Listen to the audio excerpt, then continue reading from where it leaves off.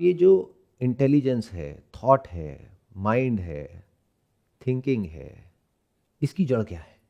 So I think evolution ही है इसकी जड़, क्योंकि मतलब एज कम्पेयर टू एनिमल्स मतलब हम लोग ज़्यादा इवॉल्व हो गए, मे बी हमारा ब्रेन ज़्यादा थिंकिंग रीजनिंग करने लगा, जो कि एनिमल्स में अभी नहीं हो पाता है।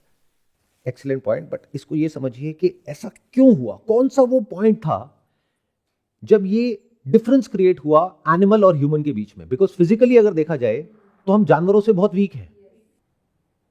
क्या यही रीजन नहीं था इंटेलिजेंस का?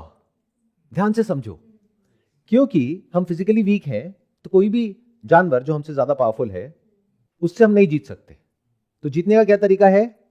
हमें वेपन्स चाहिए या कुछ और चाहिए अपने आप को प्रोटेक्ट करने के लिए। तो पीछे क्या आया? सर्वाइवल इंस्टिंक्ट, जो एक बैक्टीरिया, वायरस, प्लांट्स, एनिमल से लेकर के हमारे अंदर तक सबके अंदर कॉमन है। तो क्या रूट मिला हमको? Survival instinct. बिकॉज हमें अपने आप को प्रोटेक्ट करना था, अपने आप को प्रिजर्व करना था, तो उसके तरीके निकलते चले गए, क्योंकि हम इतने पावरफुल नहीं थे। हो सकता है हम वेपन्स डेवलप नहीं करते अगर हम फिजिकली इतने पावरफुल होते तो। मान लो ह्यूमैनिटी अगर डायनासोर की जैसी होती तो वेपन्स की जरूरत ही नहीं थी, क्योंकि हम फिजिकली बहुत वीक थे बहुत सारे और जानवरों से। तो हमने अपने आप को प्रोटेक्ट करने के लिए इंटेलिजेंस को यूज किया, थॉट को यूज किया, लैंग्वेज को यूज किया, सिंबल्स को यूज किया, रिसोर्सेज को यूज किया, अपने आप को प्रोटेक्ट करने के अलग अलग तरह के मैकेनिज्म्स बनाए।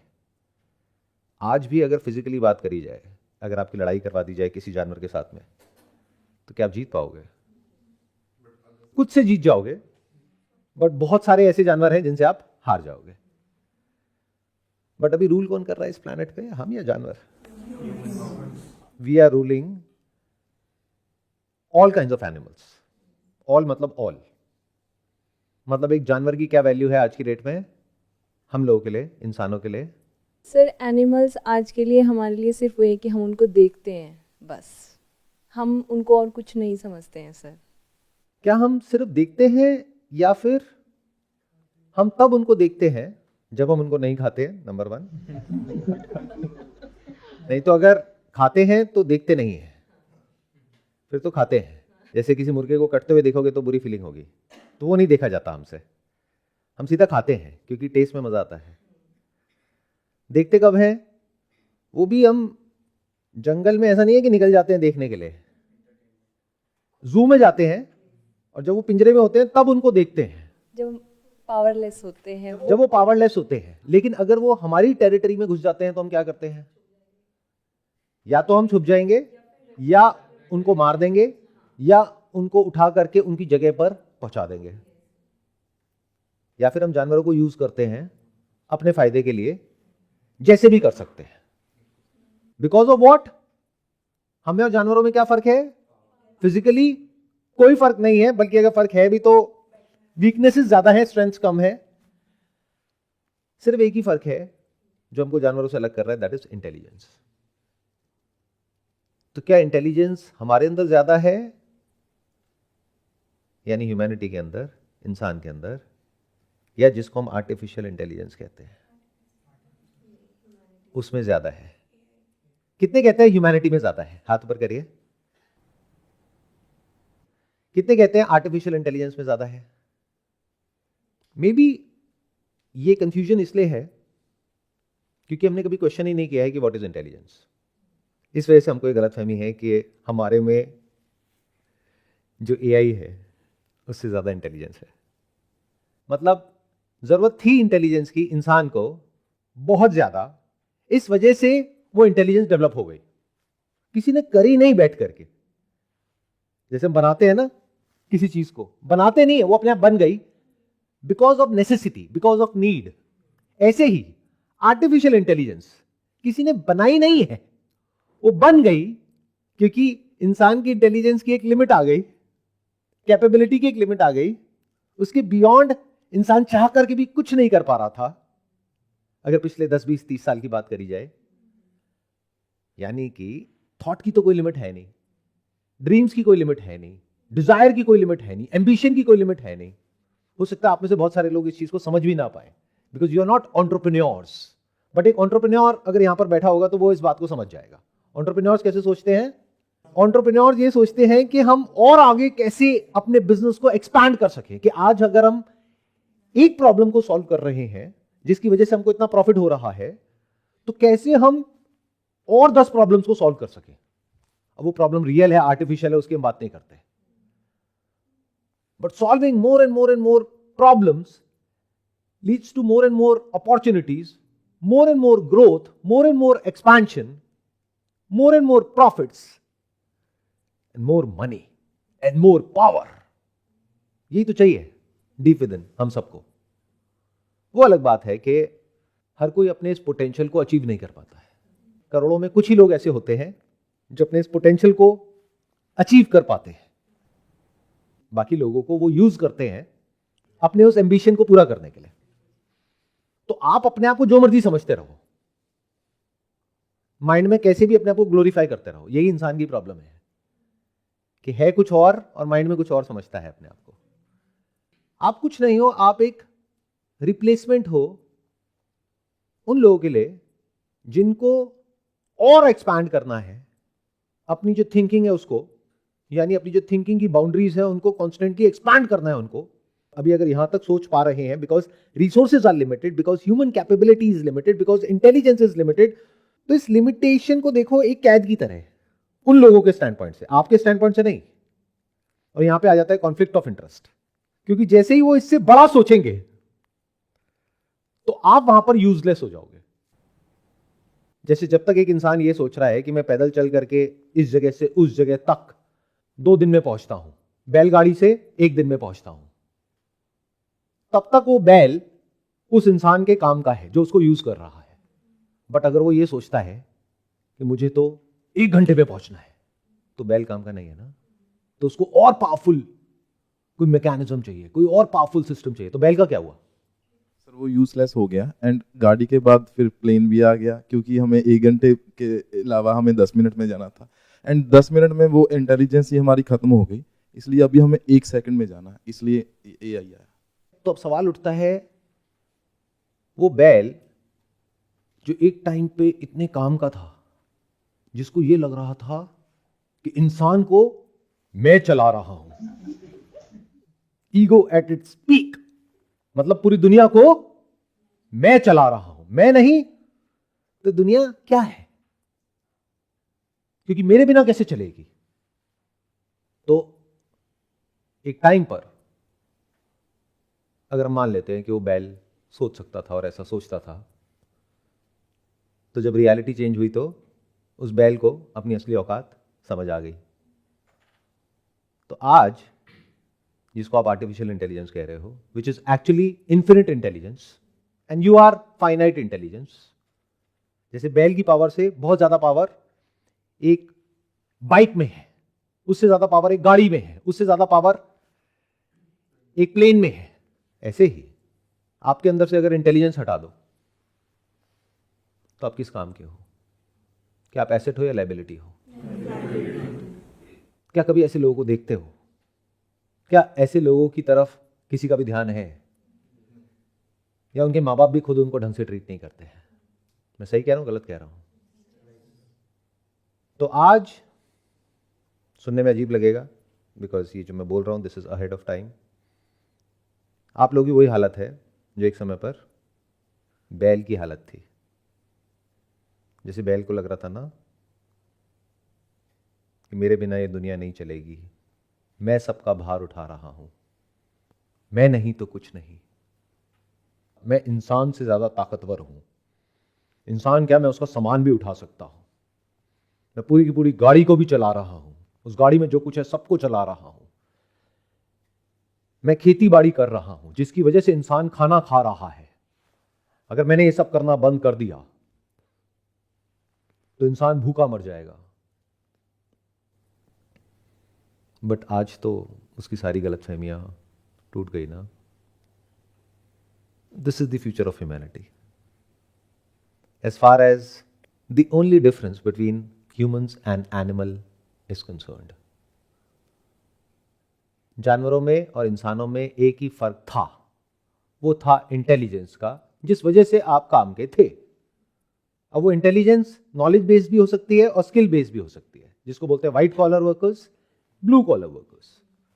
ब्लू कॉलर को रिप्लेस करेगा आने वाले टाइम में रोबोटिक्स, और व्हाइट कॉलर को रिप्लेस कर रहा है जिसको आप बोलते हो आर्टिफिशियल इंटेलिजेंस।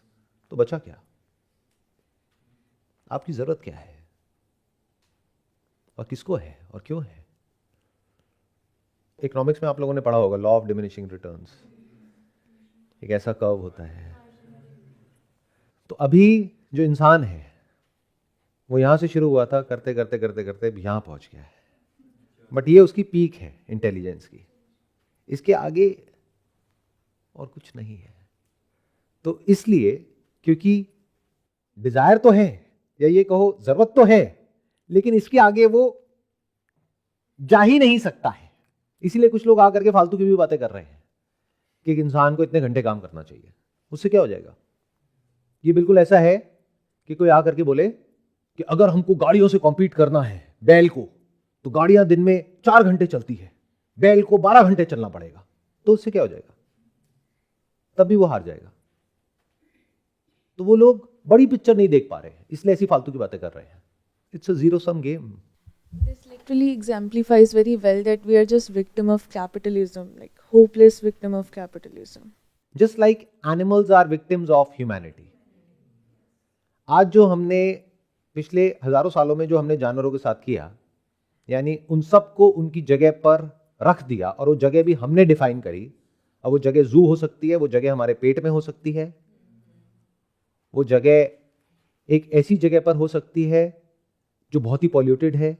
उनकी जगह पर जब हमारा मन करता है, जैसे मन करता है, हम जाकर के कब्जा कर लेते हैं, अपने घर बना देते हैं। मतलब जानवरों की करोड़ों जो और स्पीशीज हैं, उसकी इंपॉर्टेंस हमारे लिए क्या है?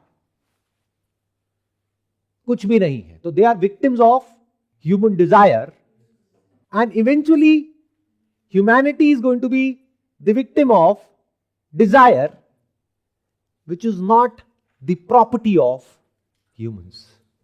देख पा रहे हो? ये इवोल्यूशन का पार्ट है। ये डिजायर क्या है? अगर इंट्रिंसिकली आप देखोगे तो desire to survive, survival instinct. Sir जैसे अभी आपने बोला डिज़ायर, क्या हम थॉट और इंटेलिजेंस के बीच में डिज़ायर को रखेंगे अगर हम इस चीज़ को देखते हैं तो?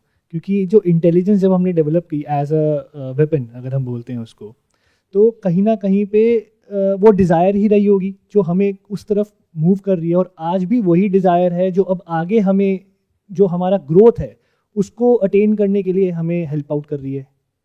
अगर आप होलिस्टिकली चीजों को देखोगे ना, और अपने आप को बीच में से हटा करके देखोगे, तो आप ये समझ जाओगे कि डिजायर तेरा या मेरा नहीं होता है। जैसे ब्रेथ आपकी मेरी नहीं होती है, इट्स कॉमन। ऐसी डिजायर या नीड फॉर सर्वाइवल, जहां से डिजायर पैदा होता है, ये चॉइसलेस है, ये कॉमन है। सर्वाइवल इंस्टिंक्ट क्या सिर्फ हमारे अंदर है, जानवरों के अंदर नहीं है? तो इट इज कॉमन। ऐसे ही जब पावर आती है तो क्या होता है? Intelligence is power. इसको ध्यान से समझ लेना। Much more powerful than physical power. ये हम पिछले हजारों सालों में देख चुके हैं। पावर क्या करती है? कभी अपने अंदर झांक करके देखा है पावर से क्या होता है? जब हमारे पास पावर आएगी तो हम ऐसा सोचेंगे कि जो हमसे नीचे, हम उन पर रूल कर सकते हैं। Power is stress. The essence of stress is power.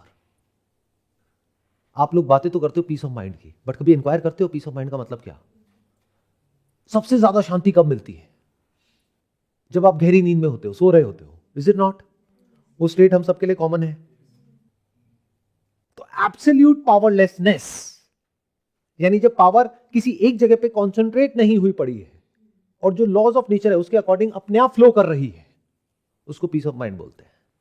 जब भी आप ये वर्ड यूज करते हो पावर, तो अगला सवाल ये होगा किसके हाथ में?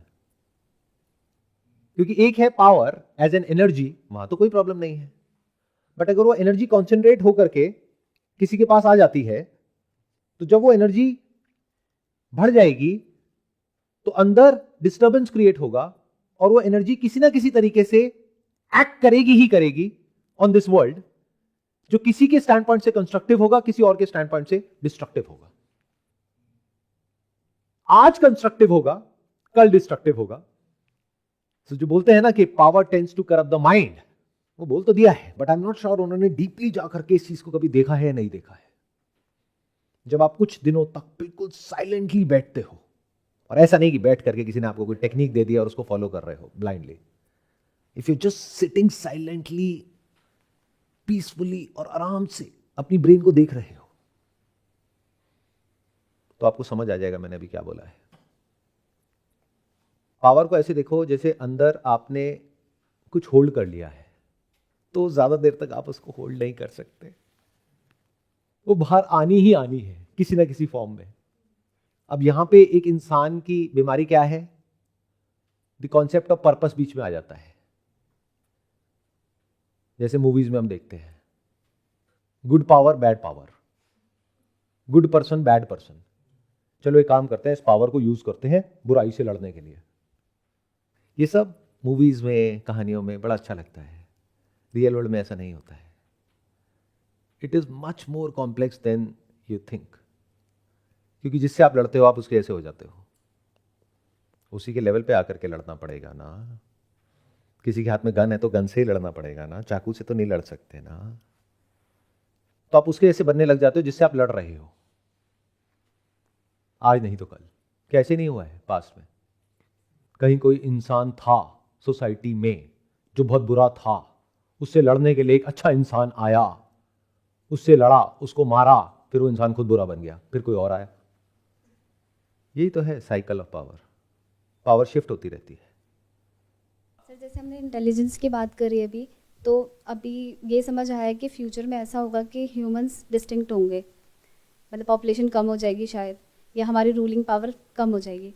तो जब हमें ये पता ही है तो हम इंटेलिजेंस का यूज़ करके ये क्यों नहीं कर रहे कि हम आर्टिफिशियल इंटेलिजेंस को रोक देते हैं यहीं पे, कि हम रूल करते रहें फ्यूचर में भी? It's a very obvious question to ask. ये हर वो इंसान पूछेगा जो इस इक्वेशन में दूसरी साइड पर है।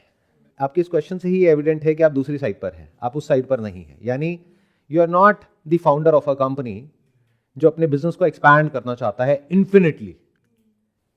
या तो आपको गवर्नमेंट जॉब चाहिए या प्राइवेट जॉब चाहिए, इसलिए ये क्वेश्चन उठ रहा है।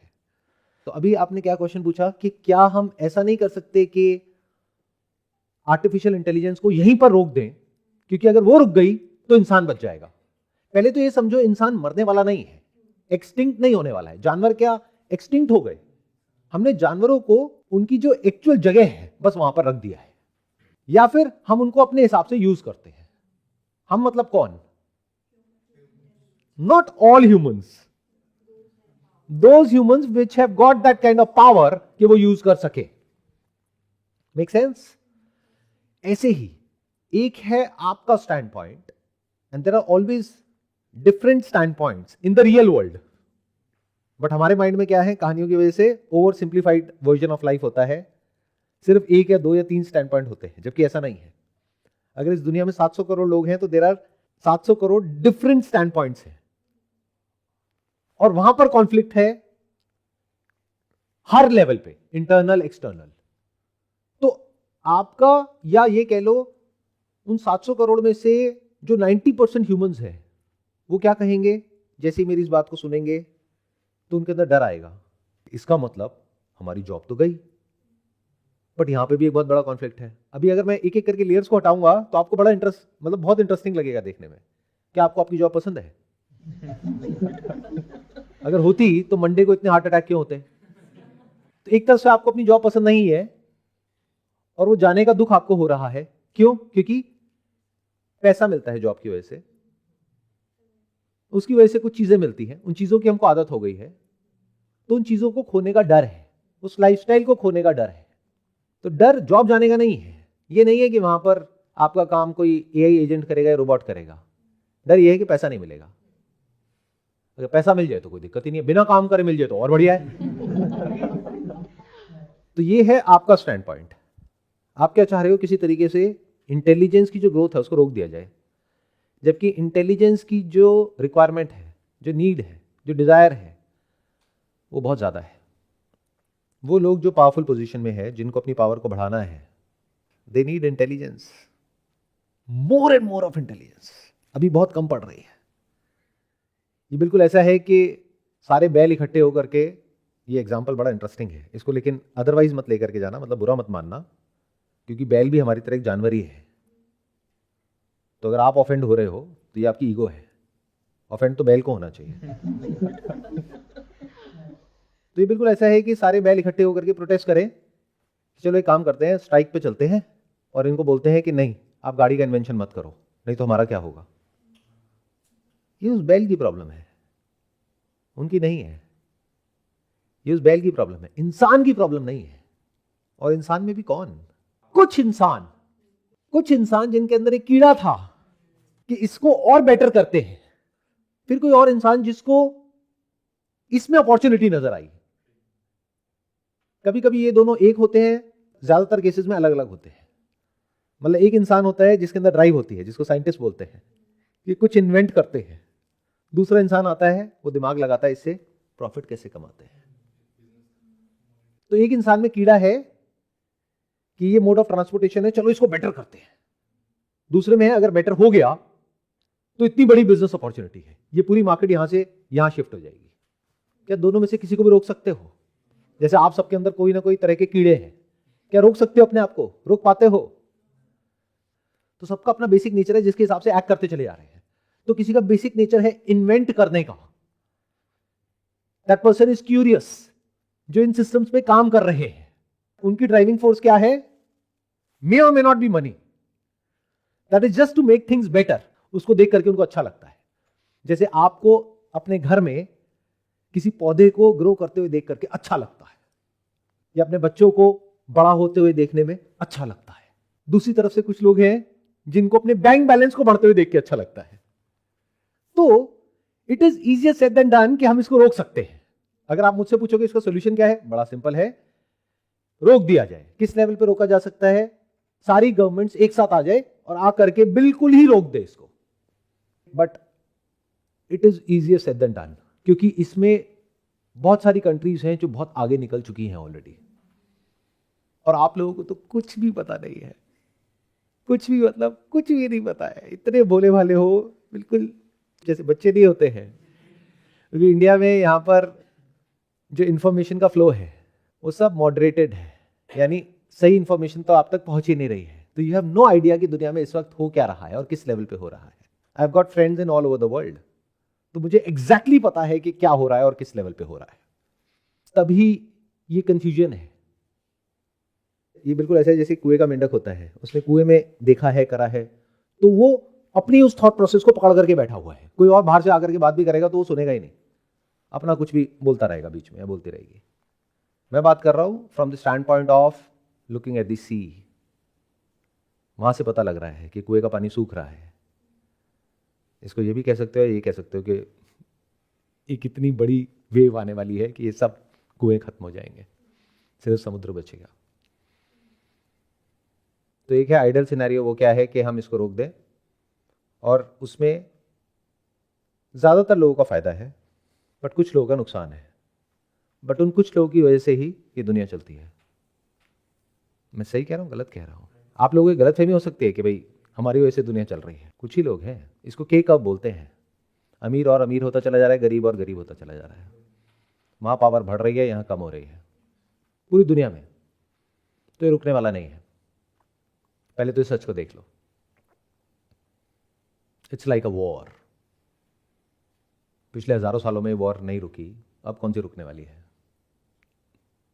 मतलब बिल्कुल ऐसा है कहना कि क्या ऐसा नहीं हो सकता कि जितने भी राजा हैं सब आपस में एक एग्रीमेंट कर ले और सब शांति से अपने अपने राज्य में रहें, कोई किसी को कॉन्कर ना करे, कोई किसी से लड़ाई ना करे। सुनने में बड़ा अच्छा लगता है, मॉरल साइंस की किताबों में सब सिखाया जाता है, बट एक्चुअल में पावर ऐसे काम नहीं करती है। जब पावर आती है तो उसके साथ में एनर्जी आती है दोबारा से उस एक्सपीरियंस को रिपीट करने की। क्या आपके साथ में ऐसा नहीं होता है? होता है, बट छोटे लेवल पे होता है। यही चीज बड़े लेवल पे भी होती है। यानी जब आप कुछ ऐसा करते हो कि आपको रिवॉर्ड मिलता है, मान लो कहीं किसी कंपनी में जॉब कर रहे हो और रिवॉर्ड मिला, तो क्या दोबारा से उस बिहेवियर को रिपीट नहीं करते हो? तो वो लोग नहीं करेंगे क्या?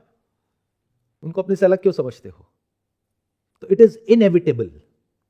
ये एक्सप्लोजन ऑफ इंटेलिजेंस हो चुका है। अगर इसको रोकना था तो आज से 10-20 साल पहले रोकना था। अभी हो चुका है। हम बहुत आगे आ चुके हैं। ये बिल्कुल ऐसा है कहना अब एक काम करते हैं, अब ना गाड़ियों पे बैन लगा देते हैं, उसकी वजह से बहुत पॉल्यूशन होता है। बात सही भी है, गलत नहीं है, लगा के दिखाओ। वो कहावत सुनी है ना कि एक बार तीर कमान से निकल गया तो गया। तो now this is already there, तो there is no looking back. तो अब एक ऑप्शन आपके पास में ये है कि डर डर करके मेरी इन बातों को सुनो, लेकिन अगर आप ध्यान से सुनोगे तो मेरी आवाज में या मेरे बोलने में कहीं पर भी कोई डर नजर आ रहा है, कहीं पर भी कोई फियर नजर आ रहा है? नहीं। क्यों? क्योंकि मैं एज इट इज देख रहा हूं चीजों को।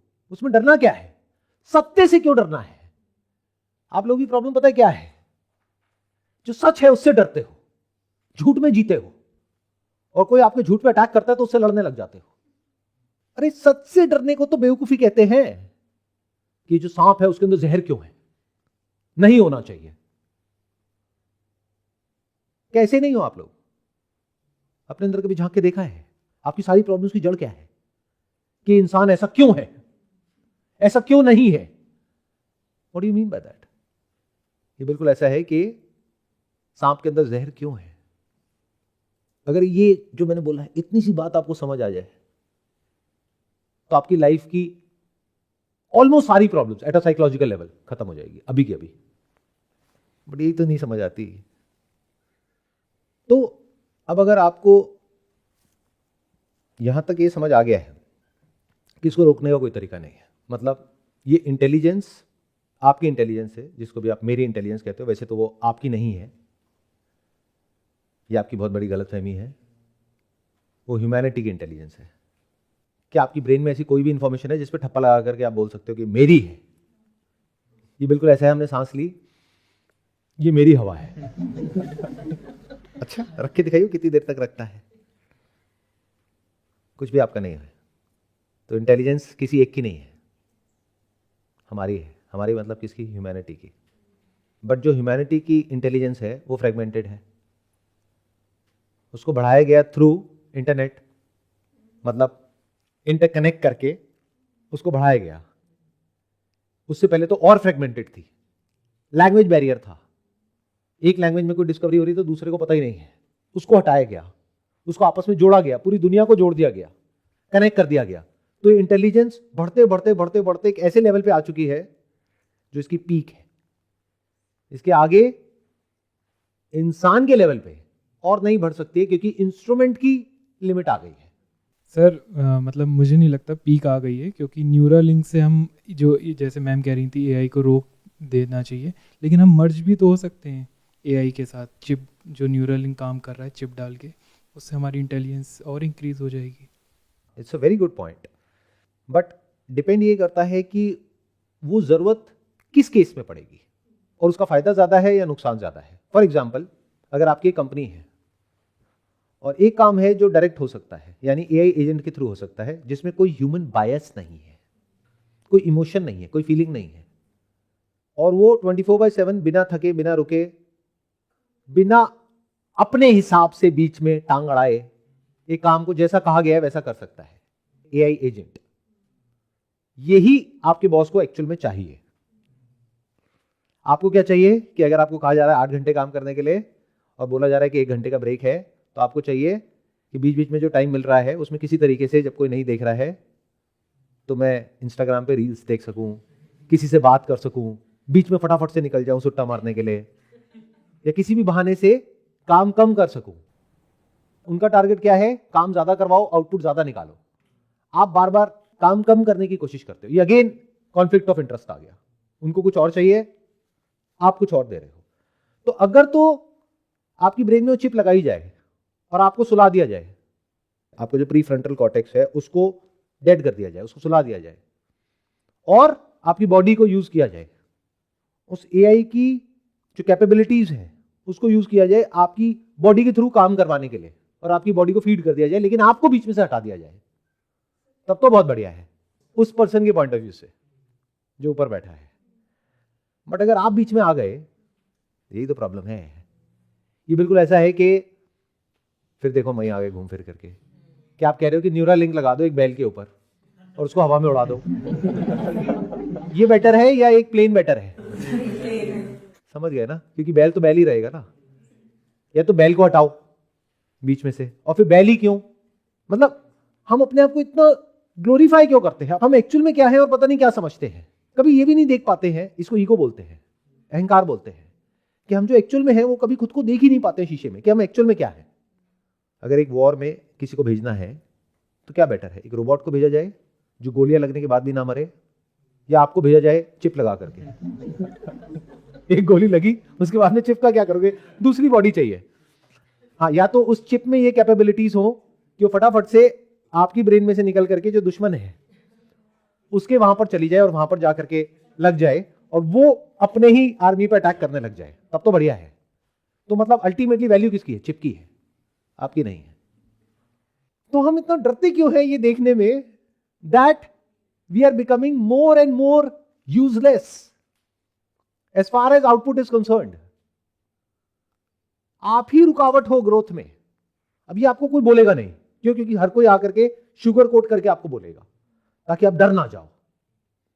अरे अगर आप इतने ही काम के होते तो आपको निकाल क्यों रहे हैं जॉब से?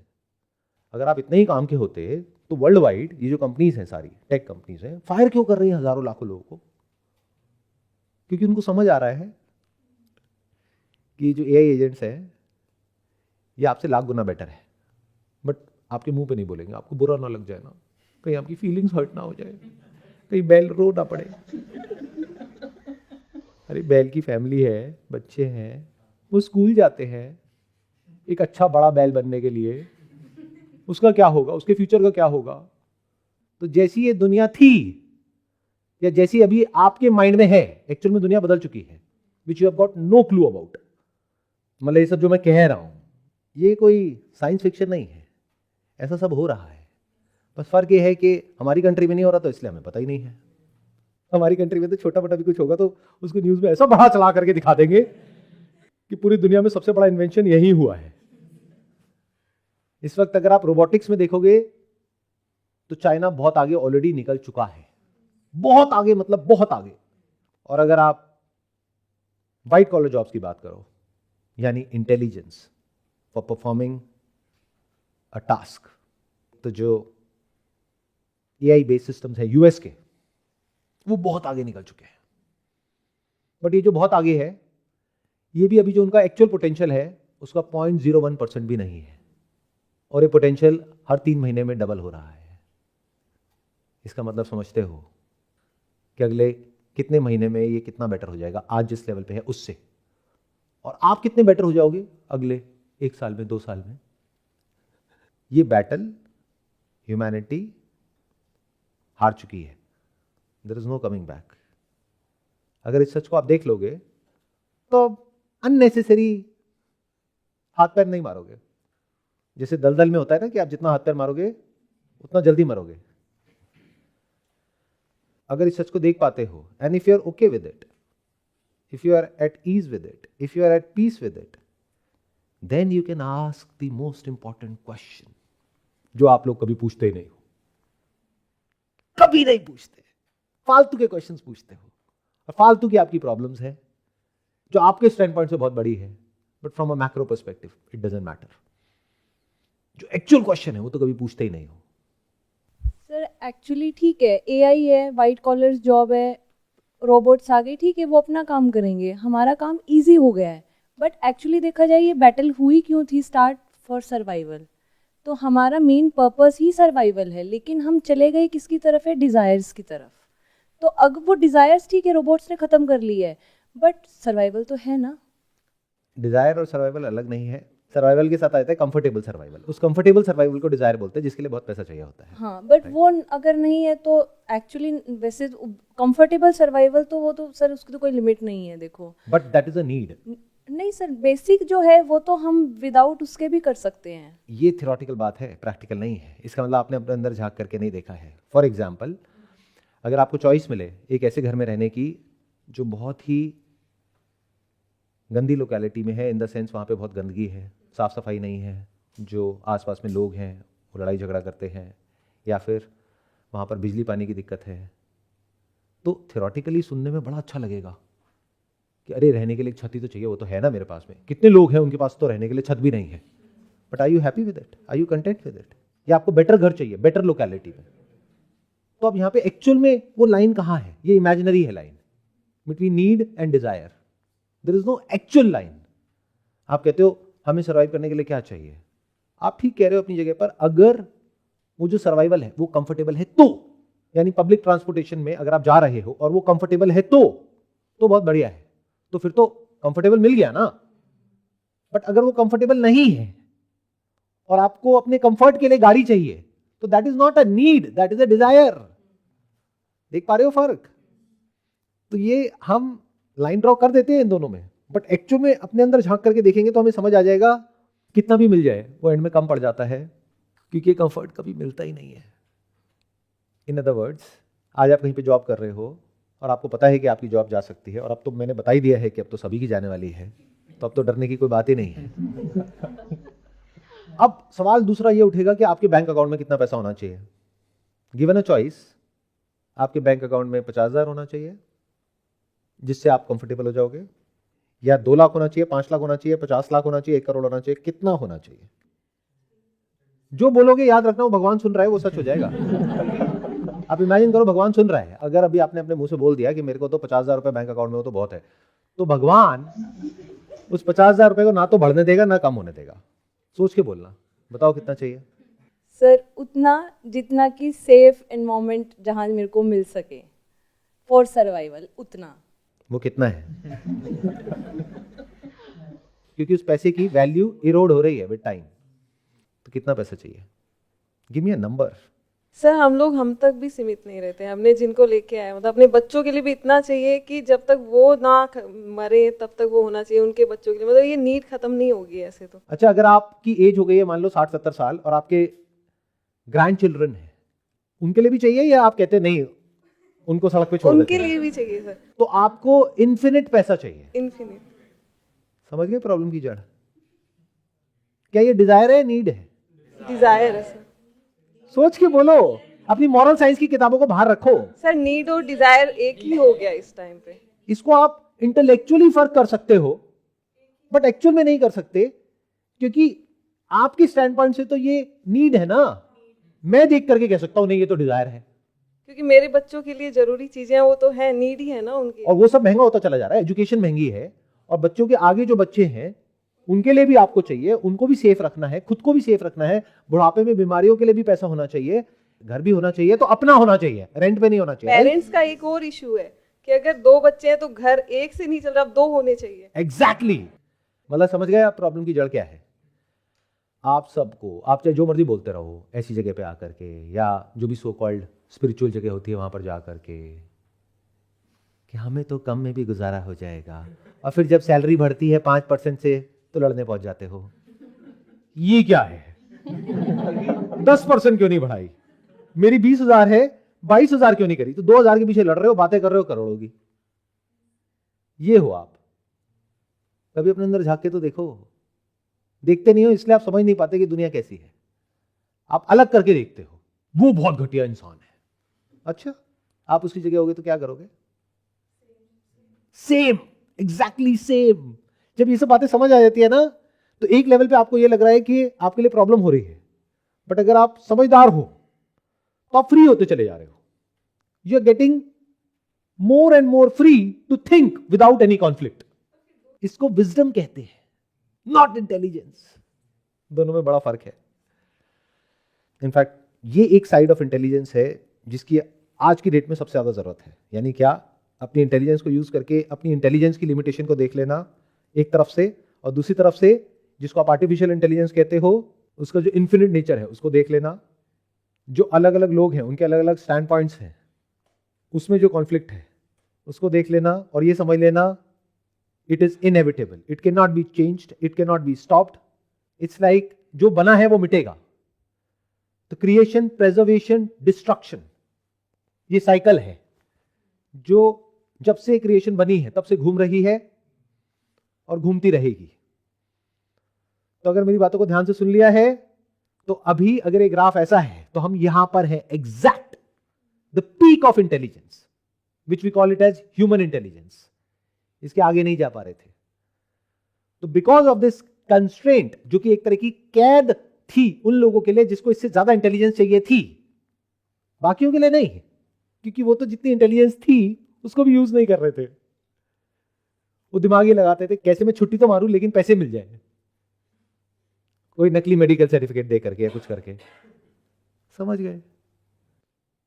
तो ये जो पीक ऑफ इंटेलिजेंस है, इसको आप देख लो अपनी इंटेलिजेंस से कि दिस इज द लिमिट, इसके आगे ह्यूमन की जरूरत नहीं है। This is the downfall of humanity. But downfall of humanity, is it, अब ध्यान से सुनना, is it downfall of me? जिस दिन ये क्वेश्चन पूछ लिया ना, उस दिन एक्चुअल में आपकी जर्नी की शुरुआत हो जाएगी। The journey to discover your self, to know what you actually are. अगर ये क्वेश्चन उठ गया कभी तो हाँ, ये जो हो रहा है इससे लड़ने का मन कर रहा है कि ये ना हो, तो कोशिश करके देख लो, रोक दो आर्टिफिशियल इंटेलिजेंस को, जंग छेड़ दो इंटरनेट पे, करो कोशिश, रोबोटिक्स को रोक दो, कंपनीज को रोक दो जिस कंपनी में आप काम करते हो कि मुझे मत निकालो, क्यों आप ये ऑटोमेटिक सिस्टम्स को यूज कर रहे हो, मेरे को यूज करो, करो कोशिश। तो जब आप ये सच को देख लोगे जिसकी मैं बात कर रहा हूं, that this is the end of the era of human intelligence. We are entering into an era of infinite intelligence. तो अगर ह्यूमंस को देखोगे एक इंस्ट्रूमेंट की तरह जिसमें एक ब्रेन है, जिसमें फाइनाइट इंटेलिजेंस है, तो आपको समझ आ जाएगा इस इंस्ट्रूमेंट में कुछ नहीं है, इसका सैचुरेशन पॉइंट आ गया है। तो you can look at this saturation point of human intelligence. तो यहां से सवाल उठेगा, क्या ये अंत है या शुरुआत है? क्योंकि कुछ भी जब मिटता है तो कुछ और पैदा होता है। कुछ भी मिट नहीं सकता है। जैसे आसमान में बादल है, वो मिट नहीं सकता है, फॉर्म बदलती है। उसको आप लाइफ भी बोल सकते हो एक स्टैंड पॉइंट से, एक स्टैंड पॉइंट से डेथ भी बोल सकते हो, death of the cloud and creation of rain और रेनबो।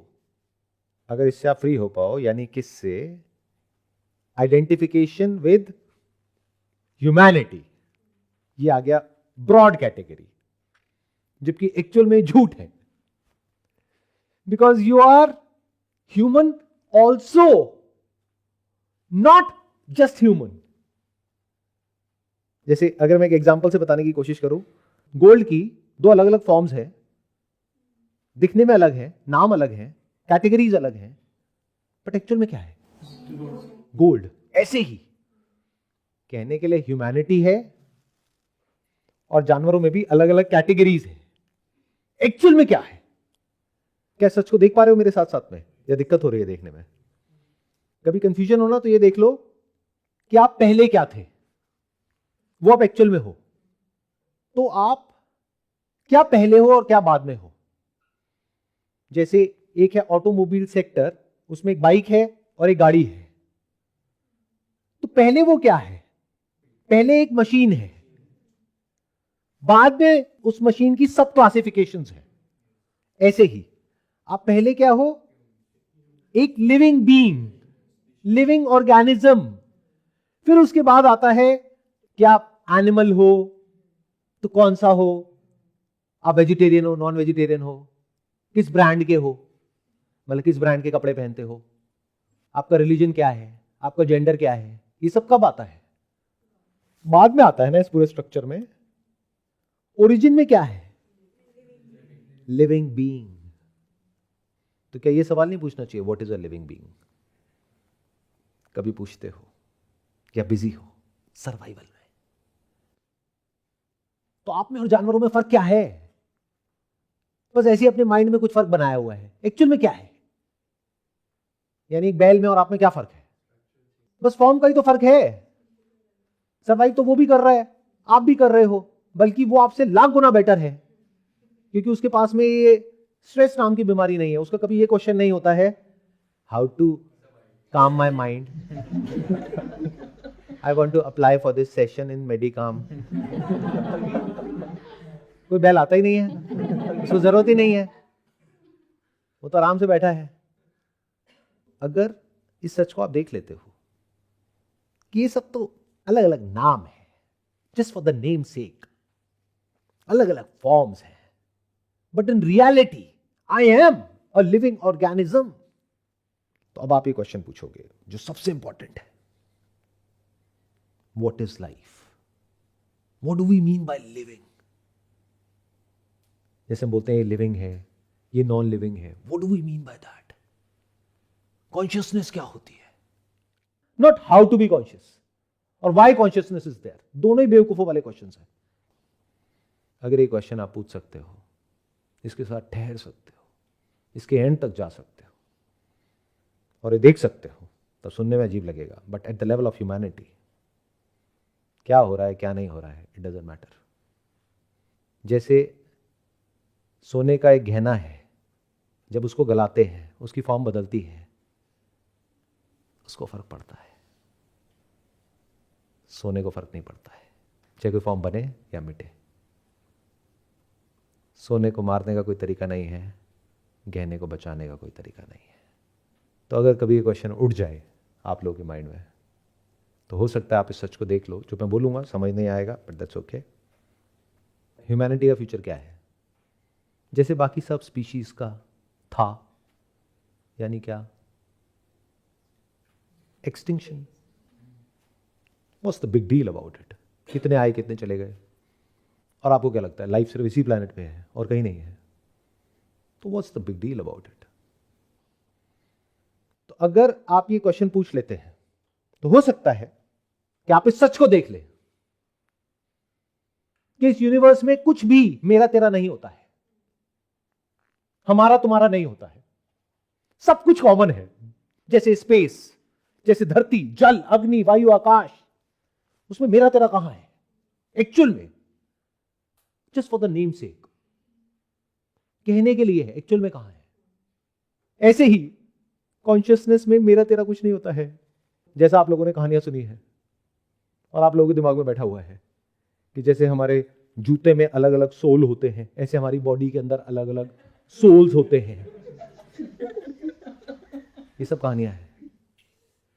तो अगर इस सच को आप देख लेते हो कि एक्चुअल में आपकी कॉन्शियसनेस, जिसको आप बोलते हो मेरा सोल, और मेरी कॉन्शियसनेस, जिसको मैं बोलता हूं मेरा सोल, उसमें कोई फर्क है ही नहीं.